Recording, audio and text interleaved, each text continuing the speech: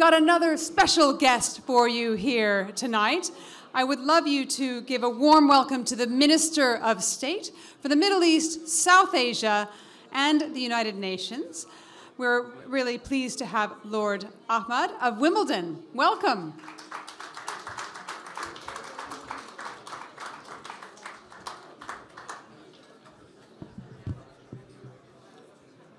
Well, good evening and namaste, namaskar to all of you. I hope you're all having an incredible time. And it's quite reflective of the great food that's been laid out, which is reflective of true Indian hospitality. Now, as I was coming here this evening, I rang Sadiqa, and she said, "Will you be eating at home?" Now, as you look towards my waistline, it perhaps defies the fact that normally at these events, and I'm delighted, my dear friend Greg Hands, the Trade Minister, who you'll be hearing from shortly, is also here from me, and I'm sure he'll be testify to the truth of what I say, that we have great events like this. We're often whisked in, whisked out. You take the great whiff of the great food which is around you, but little in terms of the experience. But I reflect on that because that defines what we are today in Britain. A very incredibly diverse nation, but that in itself lies to the strength of what brings us together. And the British Indian diaspora is a phenomenal example of exactly that. May I firstly thank you, Manoj, wherever he's disappeared to. Oh, there he is. Now, Manoj does an incredible job. He's been running in between different rooms. There's nothing worse than you call a whole load of ministers, and when it comes to events that Manoj organizes, he normally has the being able to say and have the bragging rights to say they all turn up, as you will see this evening. So you will see now a stream of ministers, but in the sake of egalitarianism and equality, you will also see a stream of shadow ministers. So I think Catherine was in the room. I don't know if she's still here, but I'm glad you've heard from my shadow minister, Catherine West, and I know from across all parties how important this relationship is. The fact that we're meeting on the eve of Diwali is also reflective of the importance of celebrations that bring people together. Now, the India Global Forum do some incredible work, bringing people together across trade, from across government, business, and media, from both across India, Bharat, and the UK. And a highlight for me this summer was the UK India Week in 2022. For example, seeing this very man, Manoj, smiling as he always does. You're not smiling enough today, Manoj. Maybe it's the tense event. It's going really well. Be happy. Everything is fine. And come on, a big round of applause for Manoj and his team. Yeah, we like the whoops as well. We want more of that. But this defined the relationship. He had some incredible, bright young entrepreneurs in the tech industry, bringing people together, celebrating the fact that technology is one sector amongst so many. And it was great to hear just now from Saf talking about a great British bank and its strong links with India as well. From our perspective at the Foreign Commonwealth and Development Office, I've had the huge honor of being the Minister for India since 2019. But you know what, ladies and gentlemen? When I took on this role, there was also a need for serious reflection. We talk about the strong links. Prime Minister Modi ji talks about the living bridge. Well, it's you and you and you and you and me, all of us collectively, which need to ensure that living bridge delivers.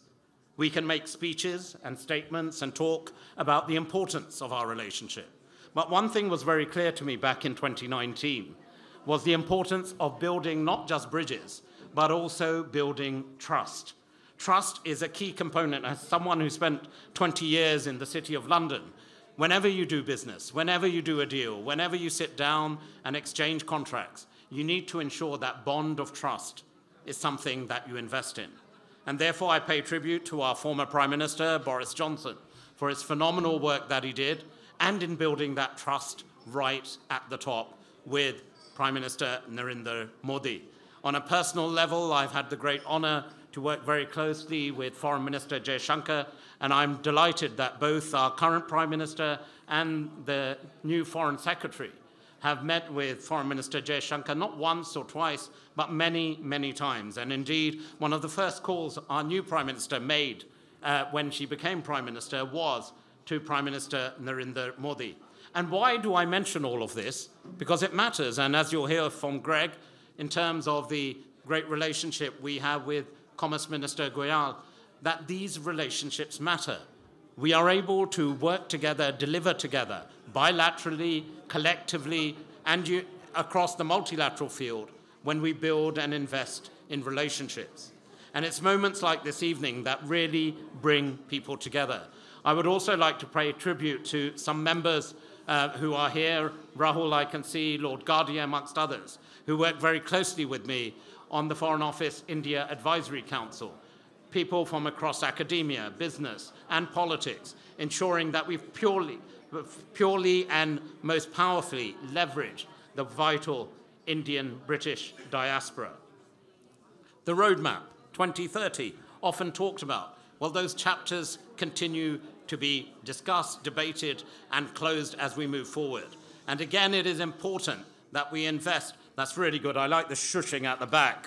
That's exactly what I do at home as well when I break into yet another speech and my children say, "Oh, Daddy, here we go again." But seriously, you know, the atmosphere in this room and the dynamism is reflective of the vibrance of relationship. So those two people talking at the back, having a conversation, are doing exactly what I've asked them to do. Invest in relationships, build that better bond between India and the United Kingdom. But ultimately, people-to-people links is what delivers. So you being here this evening, supporting Manoj and his team, and I representing the Foreign Commonwealth and Development Office, Greg representing the Department of International Trade. You'll be hearing from the Home Secretary in a moment or two as well, demonstrates our commitment, the British government's commitment to the importance of our relationship, friendship, and affection for India. I perhaps should declare an interest. Now, as a politician, you have to do so. You know, from a mother who was born in Jodhpur and a father who was born in Gurdaspur. As I've said before, and I say it again, there's a bit of made in India in me as well. But it's not just about free trade agreements. What brings us together is, of course, Diwali. As we've heard already, it was the triumph of light over darkness, peace over indifference, and indeed intolerance. And ultimately, peace, love, and indeed lightness prevails. So therefore, as we work together, let us build this, not just peace and affection and bonds between us, tied together by the family bonds and friendships that stand firm between the United Kingdom and India. But let us also provide that hope, that beacon, that light to ensure we flourish in terms of our future relationships. And may I take this opportunity to wish you all and all the friends of the UK-India relationship a very happy Diwali. If I may, I would finish in a few words of Hindi. Bharat और Britannia की दोस्ती एक बलवान दोस्ती है और दिवाली के ख़ास उस्ताफ अवसर पे आप सबको ब्रिटानी सरकार की तरफ से आपको मैं शुभकामना देता हूँ। शुभ दिवाली हो। बहुत बहुत धन्यवाद।